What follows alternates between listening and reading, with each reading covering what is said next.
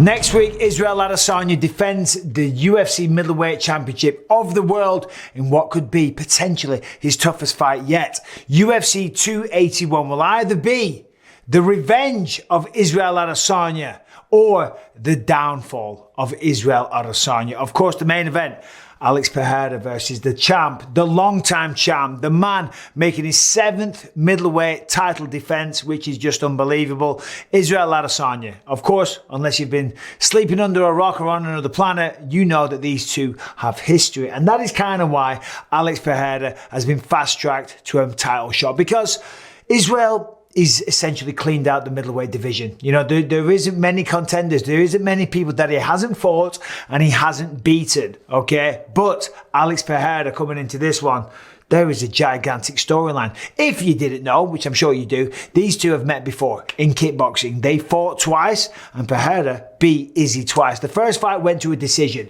A very, very close fight. I actually thought that Pereira deserved to win the fight. However, if you talk to Izzy, of course, he will say that he thought he should have won. It was a pretty close fight, you know, and they never really got going with the combination until later in the fight. Both guys kind of pot shotting, Pereira blocking a lot of shots, landing a lot of shots. Izzy landed some shots as well. It was a relatively close fight, but if I had to judge, I would have given it to Pereira. But you know, I understand why Izzy thinks that. It was a close fight. The second fight, we got to round 3. Pretty close. I thought Izzy came out in round 1 super aggressive in the second fight, if you haven't seen it.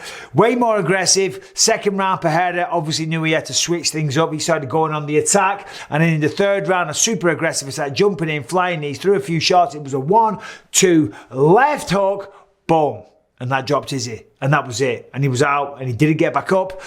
I don't know if he was out cold. It was definitely a TKO. He definitely stayed on the canvas for a while. Of course, since then, Izzy's come over to mixed martial arts. He's been absolutely bloody unstoppable. He looks phenomenal. He's got great walkouts. He's super charismatic and people love to watch the guy fight. Now, one of the, the negative things, shall we say, about Israel Adesanya that people do say is that just lately, he hasn't fought to win. He's only really been having more of a defensive style. Listen, you know, you see this a lot with UFC champions because the stakes are so high. The pressure is immense. The lifestyle that you can live when you're defending the belt that many times, generating that kind of cash, world famous wherever you go, endorsement deals all over the place. You know, to lose, you don't just lose the fight. You lose all of that goes with it. The lifestyle, the stardom, the fame, the deals, the money. You know, it really is life-changing. So there does come an element of pressure with that. We saw it with George St. Pierre. There's a perfect example. In fact, that's why he stepped away. He said the pressure of being the champion for so long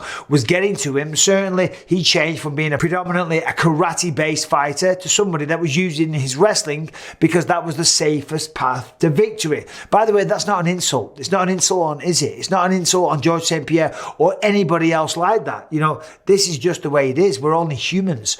But coming into this one, Israel's going to fight. Israel is going to fight because Pereira, I don't believe, will be scared of him. He's going to go forward. See, because he went out there and he beat Izzy in kickboxing twice. So therefore that reinforces his mind that he is the better striker, that he is the better fighter. And now he's going to think, listen, with the 4-ounce gloves on, I'm going to have an even greater chance of knocking out Israel Adesanya.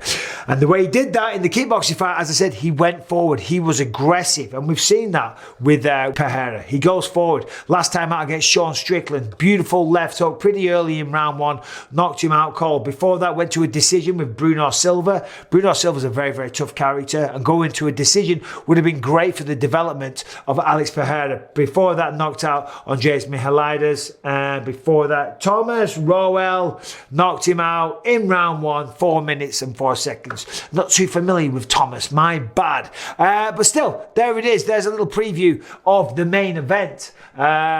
But listen, I talked about Pereira there. He has the knockout power advantage, in my opinion. He also has the psychological advantage.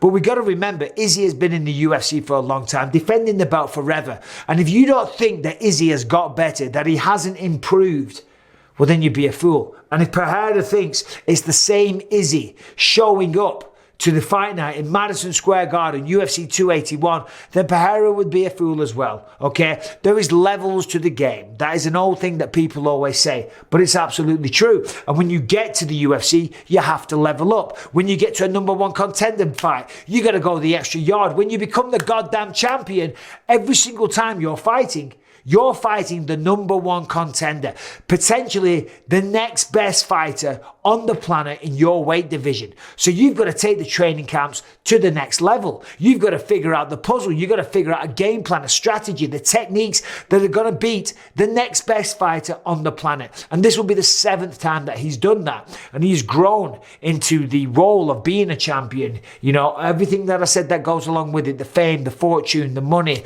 the adoration all over the world. But still, on top of that, you've got to work your goddamn ass off in the gym. And for this to be 7th title defense, make no mistake, Israel Adesanya is for real. I mean, the reflexes that he has, the technical ability, you know, the takedown defense as well. And let's not forget, this is essentially 2 kickboxers in an MMA fight. But with all the years that Israel has been doing MMA, don't be surprised if Israel might trick him with a little takedown of his own, because surprise is, you know, the element of surprise is such a powerful tool. Israel Adesanya might go out there, if they're clinched up against the fence, if they're engaging in a tie clinch or something like that, he might just level change, scoop up the legs, poof, take him down, just to prove a point, just to say, look, I have evolved. I am not only a kickboxer, and I certainly don't think Pereira would expect it. But still, there you go. I'm not giving a prediction just yet. I want to see some press conferences. I want to see some interviews. But it's a very, very close fight. But if we look at the rest of the card,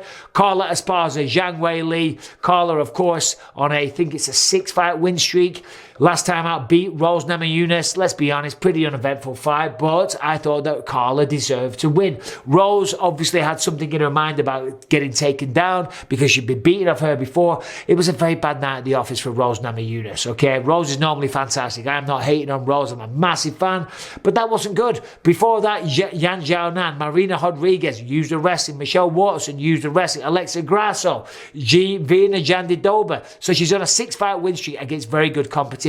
But let's be honest, Zhang Li, come on, I love watching this woman fight. Went out there last time.